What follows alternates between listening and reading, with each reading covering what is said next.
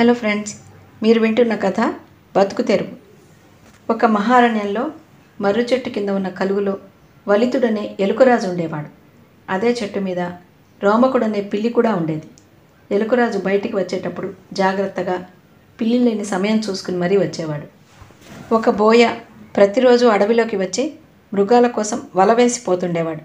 ఒకరోజు పిల్లి అతడి వలలో చిక్కింది. అది చూసిన ఎలుకరాజు ఇంక పర్వాలేదు, నిర్భయంగా బయటకొచ్చి ఆహారం కోసం వెతకవచ్చులే అనుకున్నాడు. తీరా వలితుడు బయటికి వచ్చే సమయానికి గుడ్లగూబ ముంగిస ఎదురయ్యాయి. గూబ పేరు చంద్రకుడు, ముంగిస పేరు హాలికుడు. ఇద్దరూ దుర్మార్గులే. భగవంతుడా, ఇప్పుడేం చేయను? ఎటు కదిలినా ప్రాణం పోతుందే, చుట్టూ శత్రువులేనే, ఇప్పుడేమిటి కర్తవ్యం అని వలితుడు డీలా పడ్డాడు. చివరికి ఓ ఆలోచన తట్టింది. మెల్లగా పిల్లి దగ్గరకు వెళ్ళి, పిల్లి రాజా, ఎన్నడూ లేనిది ఏమిటి ఇలా వలలో చిక్కుకున్నావు? ఇద్దరం ఒకే చెట్టును ఆశ్రయించి బ్రతుకుతున్నాం. నేను వల కొరికి నిన్ను విడిపిస్తాలే, నాతో స్నేహంగా ఉండు, అదే 10,000 అంది. ముందు గుడ్లగూబను ముంగిసను తప్పించుకుంటే ఆ తర్వాత పిల్లిని ఎలాగైనా మాయపుచ్చవచ్చు. పిల్లిని చూస్తే గుడ్లగూబకు ముంగిసకు కూడా భయమేగా అనుకుని వలితుడు పిల్లి దగ్గరకు వెళ్ళి నిలబడ్డాడు. మిత్రమా, తప్పకుండా నువ్వు నా స్నేహితుడివే. ముందు ఈ వలదారాలు కొరికి నన్ను ఈ చెర నుంచి రక్షించు అని పిల్లి ఆత్రంగా అడిగింది. అయ్యా, ఆ ముంగిసిని గోబను చూస్తుంటే నా శరీరం వణికిపోతుంది.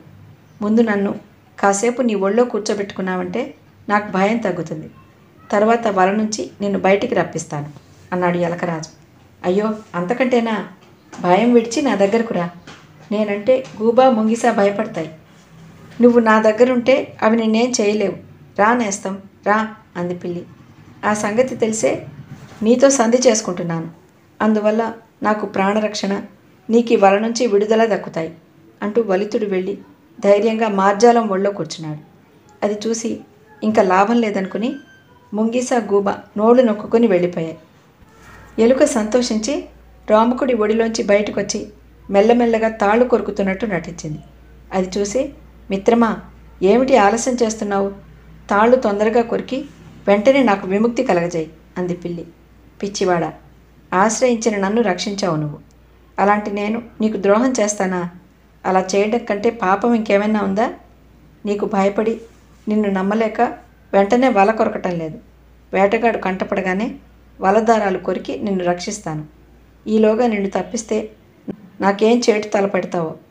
శత్రువుతో అవసరం కొద్దీ సంధి చేసుకున్నా అతన్ని నమ్మకూడదని, జాగ్రత్తగా ఉండాలని పెద్దలు చెప్తారు. వేటగాడు వచ్చే వేళకు వల కొరికితే నువ్వు గబగబా చెట్టెక్కుతావు, నేను కన్నంలోకి పోతాను.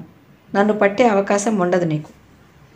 అందుచేత వేటగాడి రాక చూస్తేనే నిన్ను బంధ విముక్తుడిని చేస్తాను, సందేహించకు అన్నాడు ఎలకరాజు. నా గురించి నువ్వు అలా అనుకోవటం ఏమీ బాగాలేదు. నీ ప్రాణం నేను రక్షించాను. అలాగే సాధ్యమైనంత త్వరగా నా ప్రాణం కూడా రక్షించడం నీ ధర్మం అంది పిల్లి. తొందరపడకు, తెల్లవారుతోంది. వేటగాడు రాగానే నీకు ఈ చెర తప్పిస్తాను అన్నాడు వలితుడు.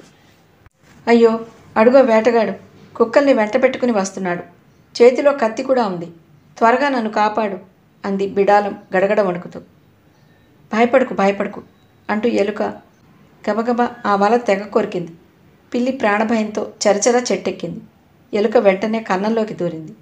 వేటగాడు వల పాడైపోయినందుకు విచారిస్తూ అక్కడి నుంచి వెళ్ళిపోయాడు.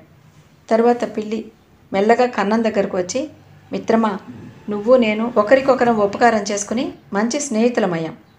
ఇప్పుడు నీకింక అపనమ్మకం ఎందుకు? రా, మనిద్దరం హాయిగా కలిసి జీవిద్దాం.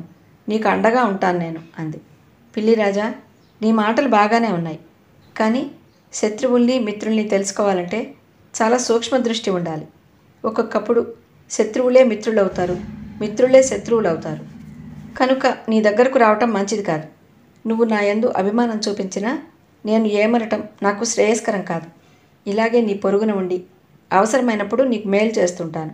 అంతేగాని నీ దగ్గరకు రాను. అదీగాక నేను నీకు ఆహారాన్ని. నన్ను చూడగానే నీకు మనసులో వికారం పుడుతుంది. నన్ను తినాలనే కోరిక పుడుతుంది. రాత్రంతా వలలో చెక్కి అసలే ఆకలితో ఉన్నావు. నీకు ఉపాహారం కావలసి వచ్చి నన్ను పిలుస్తున్నావు. చాలే అన్నాడు ఎలుకరాజు. అయ్యయ్యో, నా ప్రాణరక్షకుడికి అపకారం చేస్తానా? నేనంత కృతజ్ఞత లేనిదాన్నా అంది పిల్లి. అదంతా ఎందుకు? నా వల్ల నువ్వు, నీ వల్ల నేను బ్రతికాం. ఆ స్నేహం చాలు మనకు. అంతకు మించి చెలిమి మంచిది కాదు. ప్రయోజనం ఉన్నప్పుడు బలవంతుడైన శత్రువుతో కలిసి ఉండి ఆ ప్రయోజనం తీరగానే విడిపోవాలి. నమ్మి అక్కడే ఉంటే కీడు తప్పదు. నమ్మతగని వాళ్లను నమ్మనేకూడదు. ఇతరులు తనను నమ్మేటట్టు ప్రవర్తిస్తూ తాను మాత్రం ఎవరినీ నమ్మకుండా ఉండటమే నీతి. అదే బతుకుతెరువు. నీలాంటి వాళ్లను నమ్మకుండా నేను, బోయలాంటి వాళ్లను నమ్మకుండా నువ్వు బ్రతికిపోదాం. ఇంకేం మాట్లాడకు, వెళ్ళు అన్నాడు వలితుడు. పిల్లి సిగ్గుపడి వెళ్ళిపోయింది.